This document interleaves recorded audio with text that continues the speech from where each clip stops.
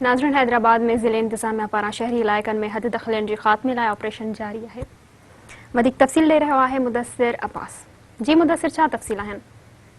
जी बिल्कुल ज़ारा, ज़िले इंतज़ामिया पारां शहरी इलाइक़नि मां हद दखलनि वधाइण जो सिलसिलो जारी आहे। अॼु ॿिए ॾींहुं बि तालके सिटी वारे इलाइक़े में हद खिलाफ़ ऑपरेशन जारी रहियो आहे। मुख्तियार कार सिटी अबूबकर सदायो जी अॻवानी में तालके सिटी जे इलाइक़े ओल्ड पावर हाउस खां पीर उस्मान शाह जी दरगाह ताईं हद खिलाफ़ ऑपरेशन कयो वियो आहे।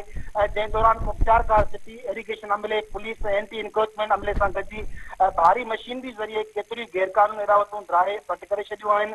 जॾहिं त इन ऑपरेशन दौरान इलाइक़े वासियुनि इंतज़ामिया जे अमलदारनि सां मज़ाहिमत पिणु कई आहे, पर उन बावजूदि अमलदारनि उते क़ाइमु जेके गैरकानूनी अदावतूं हुयूं उन्हनि खे ड्राहे पट कयो वियो आहे। उन सिलसिले में मुख्तियार कार सिटी अबूबकर सदायो जो चवणो हो त हाई कोर्ट जे हुक्म ते अमल कंदे हद दखलूं हटाए रहिया आहियूं। जल्द शहर मां गैरकानूनी समूरी अदावतुनि जो ख़ात्मो आंदो वेंदो। जी